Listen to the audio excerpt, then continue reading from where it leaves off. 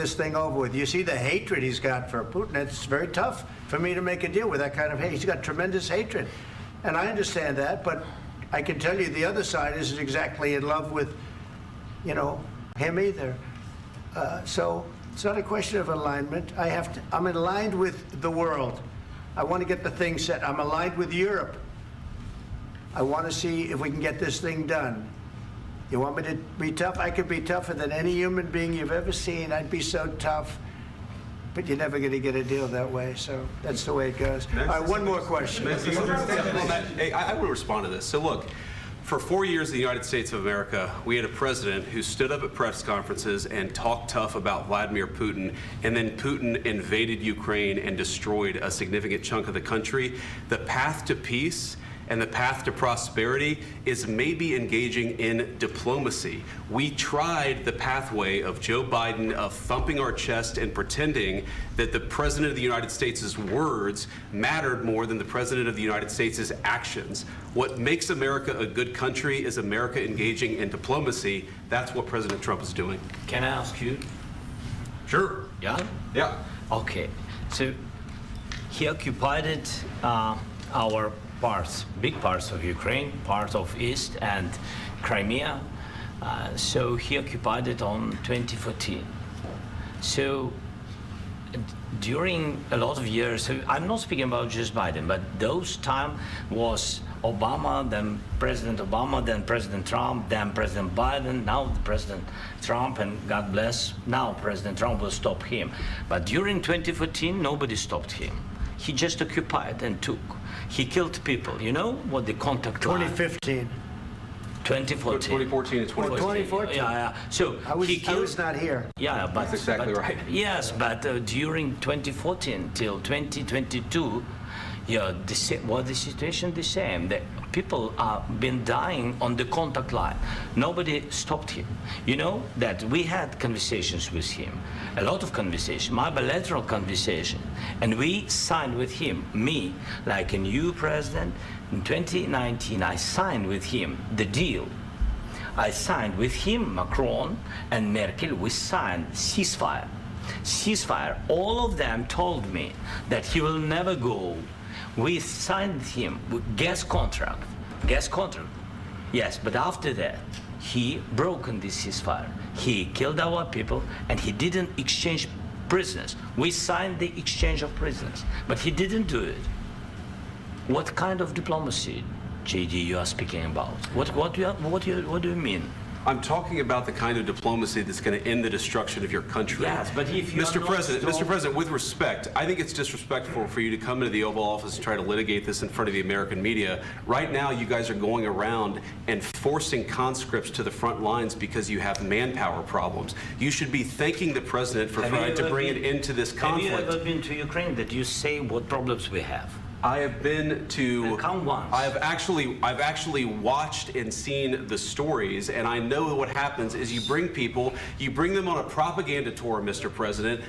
Do you disagree that you've had problems bringing people into your military? And do you think that it's respectful to come to the Oval Office of the United States of America and attack the administration that is trying to prevent the destruction of your country? A lot of questions. Let's start from the beginning. Sure. First of all, during the war, everybody has problems, even you, but you have nice ocean and don't feel now, but you will feel it in the future.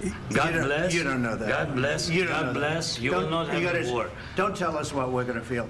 We're trying to solve a problem. Don't tell us what we're going to feel. I'm not telling you. Because you're in no position to dictate that. That's exactly what you're doing. You're in no position to dictate what we're going to feel. We're going to feel very good. You will feel influence. We're going to feel very good and very strong. You will feel influence. You're right now not in a very good position. You've allowed yourself to be in a very bad position, and he happens to be right about it. From the very beginning of the war. You're not in a good position. You don't have the cards right now. With us, you start having cards. Playing cards. Right now, you don't. You're playing cards. You're playing cards. You're gambling with the lives of millions of people. You're gambling with World War III. You're gambling with World War III. And what you're doing is very disrespectful to the country, this country, that's back to you, far more than a lot of people said they should have. Have you said thank you once? this A lot entire of meeting? times. No, in this Even entire meeting, today. have you said thank Even you? today. You went to Pennsylvania and campaigned for the opposition in October. Offer some words of appreciation for the United States what of you're speaking America about. and the president who's trying to save your country. Please, you think that if you will speak very loudly about the war, you He's can... not speaking loudly. He's not Yeah. speaking loudly. Your country is Can I- in big can I- trouble. can I Wait a answer? minute. No, Can you've I done a lot answer? of talking. Your country is in big trouble. I know. You're not winning. I know. You're not winning this. You have a damn We- good chance of we are coming out staying, okay because of Mr. us. President, we are staying in our country, staying strong from the very beginning of the war. We've been alone, and we are thankful. I said thanks You haven't in been this alone. cabinet. You and haven't not been only alone. in this We cabinet. gave you, through I this said stupid thank- president, $350 billion.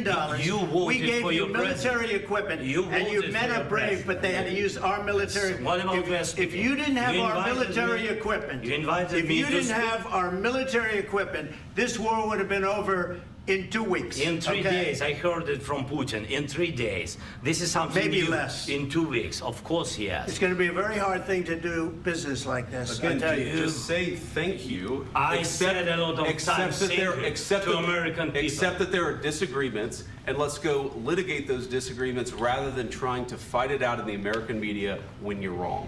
We know that you're wrong. But you see, I think it's good for the American people to see what's going on. I understand, sir. I think it's I very understand. important. That's why I kept this going so long.